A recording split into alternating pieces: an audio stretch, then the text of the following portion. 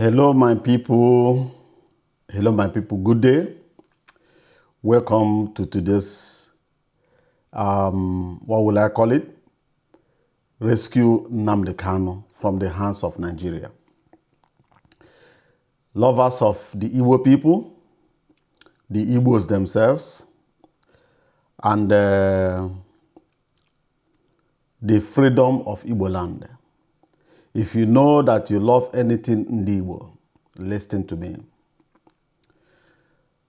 It has been long, Nigeria has been holding Nnamdi Kanu in prison. And to every Nigerian's knowledge, that Nigeria has no case against Nnamdi Kanu, and Nnamdi Kanu has no case against Nigeria. Nnamdi Kanu, for those that are here for the first time, he's a presenter in a pirate radio being run in Britain, which Britain never bound or go against it, nor block it from broadcasting. They allow Nnamdi Kanu's pirate radio to run properly in Britain. They never jam their signal. They have never ever go against them. Now, Nnamdi Kanu has been dishing out a lot of things that the Nigerian government has been denying for a very long time. But following things the way things are going today, Nnamdi Kanu has become a prophet a living prophet that is alive today. Everything he decreed and quote and mentioned in Nigeria is coming to pass. I said everything that Nnamdi Kanu said in the head of Nigeria has come to pass. To tell you, he's not laying any allegation against the Federal Republic of Nigeria. He's saying the truth. Because they say that he that says the truth shall set you free. Nigeria has never proven that all that Nnamdi Kanu says on television is wrong or fake news or disinformation. Nnamdi Kanu did not come to Nigeria. Nnamdi Kanu has a program in Kenya where Nigeria kidnapped him the way they kidnapped Omar Ediko from Britain. But it's quite unfortunate that on Nnamdi Kanu's case, they succeeded.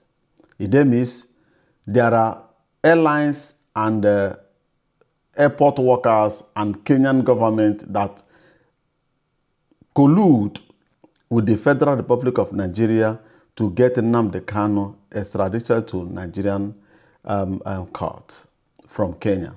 He was kidnapped. Then Nigeria did not follow the due process.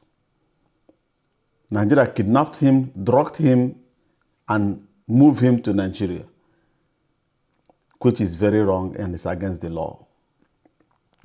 I have been watching since his counterpart, Simon Ekpa, in Finland, has been arrested. Everywhere is mute. Nothing is happening. People are just quiet.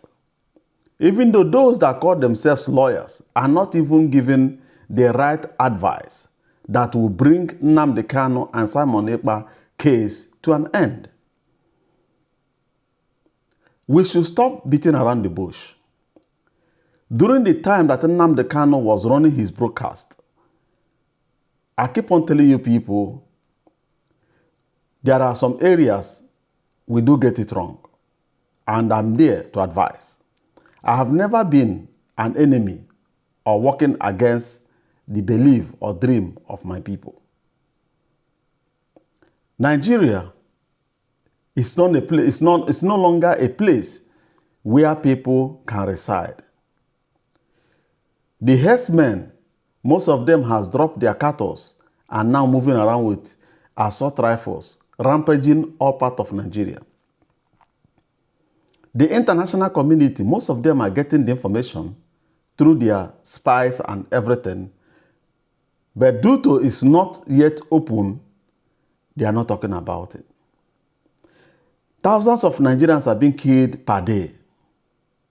All that Nnamdi Kanu accused Nigeria of is coming to pass now. all of you are seeing what happened in Nigerian JAMB. Imagine the JAMB exam. The entire eastern region failed the exam, including the Igbos living in Lagos. They were pinpointed and failed. All the governors of eastern region are quiet. None of them are defending the interests of the ones they are protecting or the citizens of their states. They have never consulted or summoned the education ministers to question or query what is going on, or to ask the federal level if the JAMB exam will be decentralized, that every state should run their own. If it comes to this level, that the federal will single-handedly single out one tribe and fail all of them. Since after Biafran War, before Biafran War, the world fought a world war. As World War ended, America and Russia never collided, and Britain, to make sure that Germans never see the daylight. Rather, they came back and rebuilt Europe and bring Germans back to their foot. Germans are working perfectly, producing, helping the world economy to develop. Then come the Biafran War. War is normal. Civil war is something that is normal. It's not an abomination. When war breaks out, people die and money is being made. Biafran War has been fought and has ended, but Nigeria don't want to end the war. They keep on fighting the same tribe through every power that they possess. They are now pushing the Fulani. Every Fulani is all over the Igbo land to kidnap, to rape, to do all sorts of manner of things. Those things don't come in Nigerian media. Nigeria has been working against the Igbo educational level since after the war.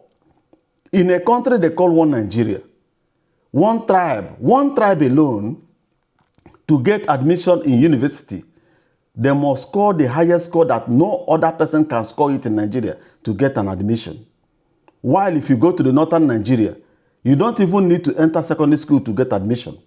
If you go to Yoruba, you don't even score up to 5 to get an admission. But if you come to Eastern region, they are demanding up to 1,000 points before you get an admission, systematically limiting the educational capability of eastern part of Nigeria, choosing the type of subject they should do, and the rest remain for Nigeria systematically.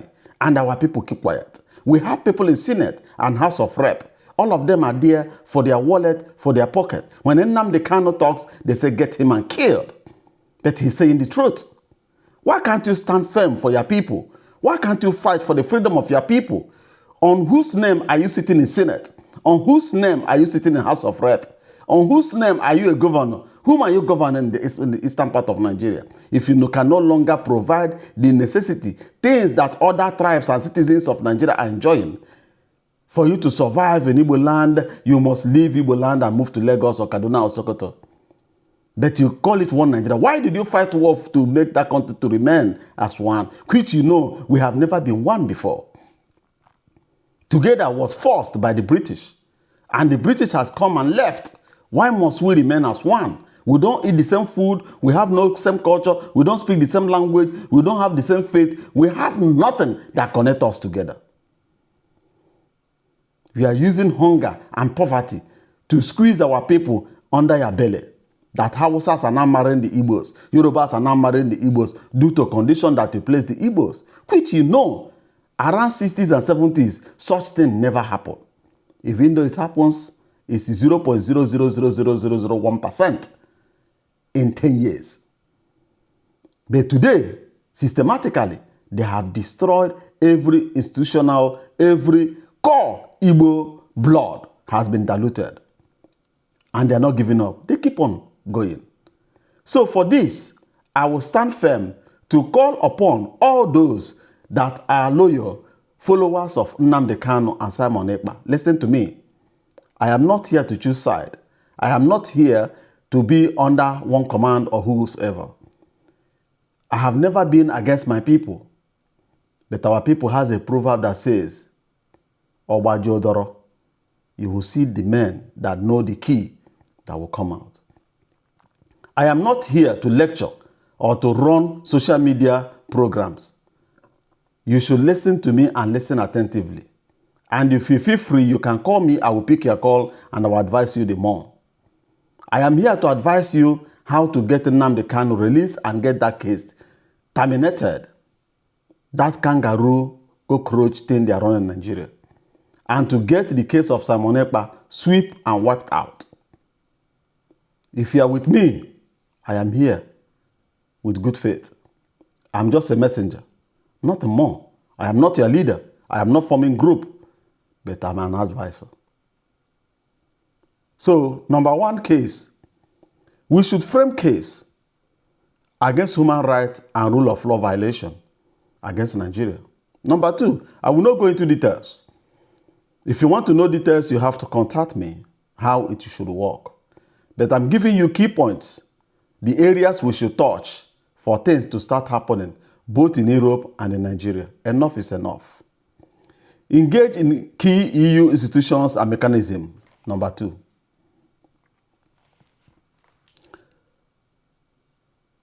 A, European Parliament. B, European External Action Service, EEAS. C, European Court of Human Rights, ECTHR. Number three, mobilization of diaspora, advocacy, and political pressure.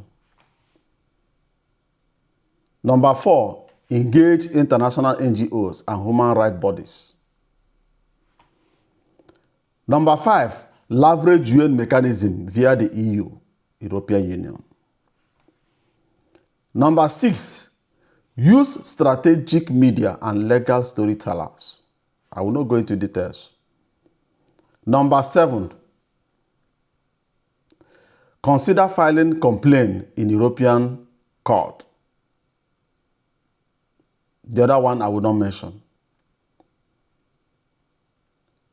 So I made mention of 7 things that we need to do to get Nnamdi Kanu released today and tomorrow. Stop beating around social media. Start fixing things the way it's supposed to be. Invest your time and visit the proper offices and do the diligent work that needs to be done without uttering a word on social media. And you will see that things will start happening with immediate effect. If you want to know more on how to do it, get in contact with me. We are not here to wangle our mouth in social media. We are here to take action. Do you want Nnamdi Kanu to be free? Do you want the case of Simon Ekpa to be terminated? That is the step we must follow. And everything must happen here in Europe without we stepping foot in Africa. Here I rest my case. Thank you very much. God bless you and bye-bye for now.